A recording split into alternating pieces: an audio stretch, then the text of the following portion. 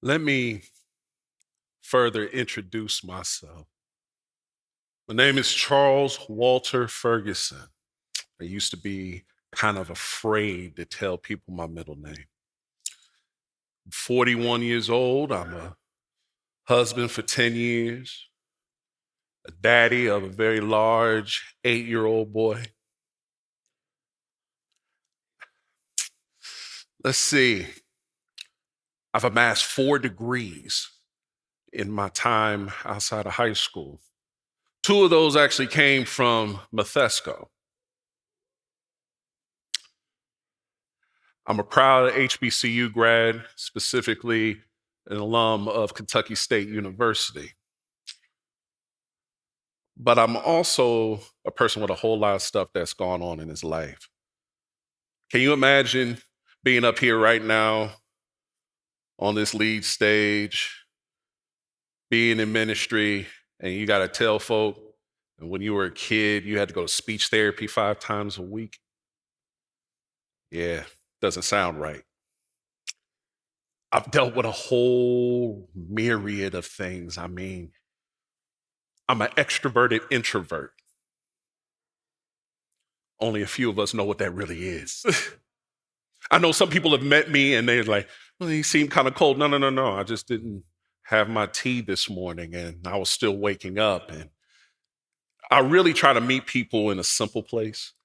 This is cool, but I like meeting people on simple levels.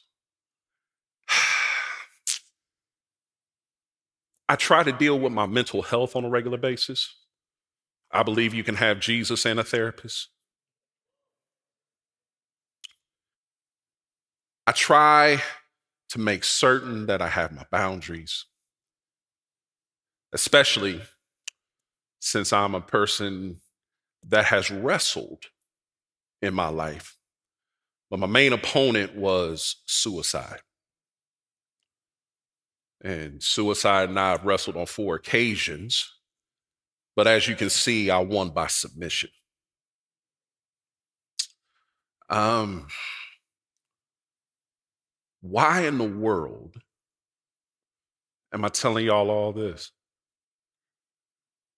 It's like only 2 people I actually know out here. So the rest of y'all are new to me. Hi. But why am I up here right now, comfortable enough to tell you about aspects of my life?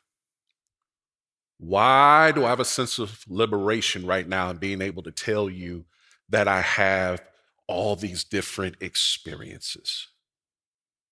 It's actually very simple. It's because God has chosen to use me anyway. And here's what I want you to hear before anything else. Whatever God has said about your life, it already supersedes anything that others could ever say. Let me say that again. Whatever God has said about your life already supersedes whatever the world may say. God chooses a guy like me in my authentic state, uncut, everything else, and uses me to be able to reach people. And in this room, all of you have some kind of gift, some kind of call, some type of purpose. And all of us at some point, and you don't have to agree, but all of us have been judged on some level if we are qualified to actually do the things we do. Right? Think about this. I said I went to speech therapy 5 times a week. All those professionals said that I was supposed to be in special education.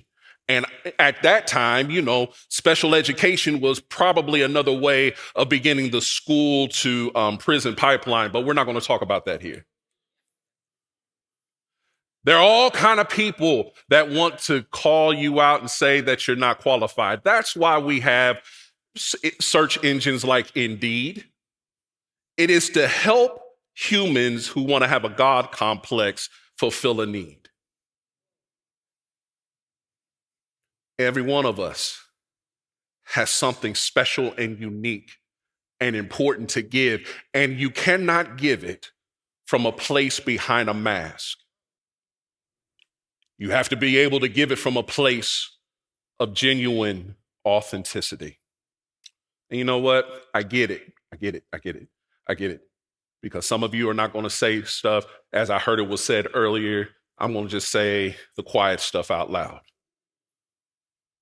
I get it. You're concerned that being yourself is not going to work. That actually being authentic, 100% yourself, is not going to fit in a place. It's not going to be profitable to a place, all that kind of stuff. You are concerned. You're concerned that somebody's going to try to use your life against you. You're worried that somebody's going to weaponize your journey. Let me tell you something. Nobody's better at being you than you.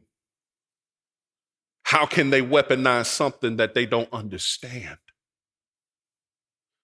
When you decide to be yourself, it is actually the most beneficial tool to ministry you could ever have. Let me take you to a scene.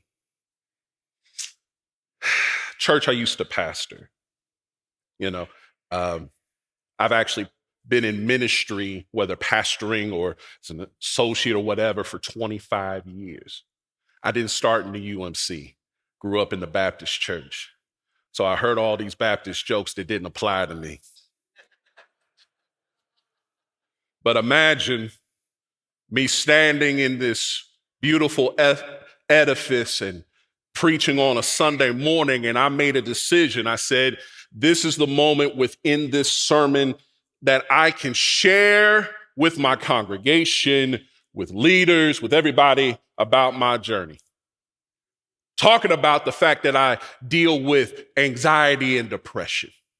Talk about the fact that I have thought about ending my life. Doing it not because I needed to just say a whole bunch of stuff, but because for whatever reason in that moment, somebody needed to hear something honest. Here's what happened. You could have looked at the faces. They were appalled. They were in shock. Their eyes got huge, like Wile E. Coyote when he's about to fall off a cliff. Huge. Like they couldn't believe their pastor had no faith. They couldn't believe that these things actually crossed his mind. But then there were the others, and they're the others that always find you after church, and they come up to you, and in their desire to make you feel better, they grab my hand and just begin to say, "Oh, I just feel what you've been through, because not only have I been through it, but those are story toppers. And P.S., story topping don't look good on anybody. Just let folk talk."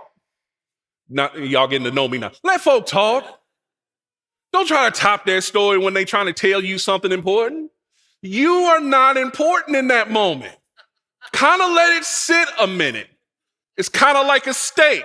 Don't cut into it too quick. Let it rest. So I dealt with all that, and I realized that these folk apparently never read closely the story of Elijah. Oh my God, a prophet that thought about his life being over. God, I've done all this stuff I could do, but it just doesn't seem to work. I'd rather die than keep on going through this. That is literally in the Bible, no matter what translation you read. Dude said, I'm sick and tired of being the only one wanting to serve God. I'm tired of people rejecting me. I'm tired of all this stuff. Just let me go out into the wilderness and die. It's in the book. But apparently they forgot it somewhere in Sunday school. So I go on about my day. That's Sunday. Monday, I never went into the office because Monday's National Pastor's Day off. Going to the office on Tuesday.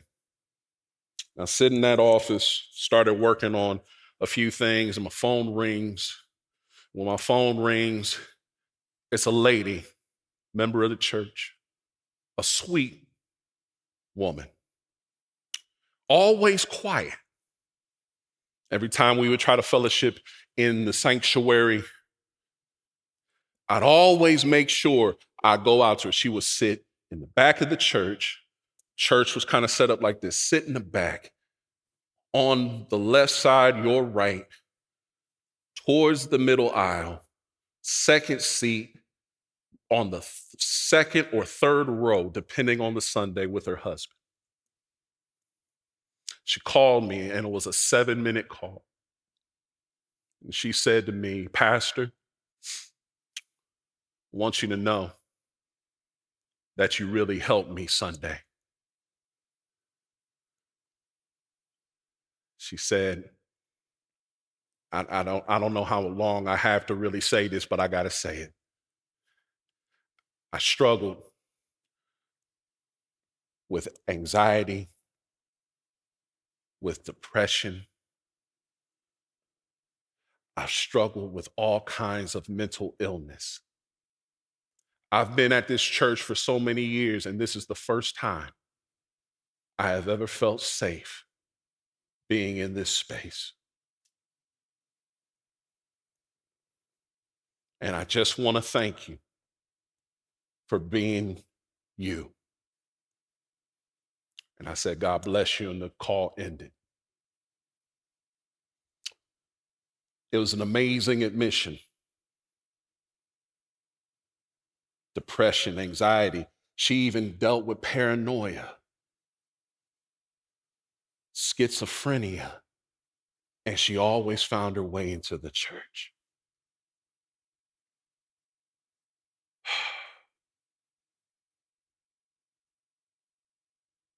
Is it possible that being ourselves can bless somebody's life? Yeah. Is it possible that God is calling us to be prophetic in our witness over profiting for an institution? Yeah. Because being prophetic is not always profitable. So is it possible? Is it possible that we may need to step back and rethink how God can use every part of our journey that God never rejected to be a blessing to somebody's life? Yes. So my prayer is very simple for all of us. Don't deny your history. Don't deny your journey. God is giving you everything necessary to bless the world, change the world, and impact it so that people may know the love of God truly and uncut. Thank you.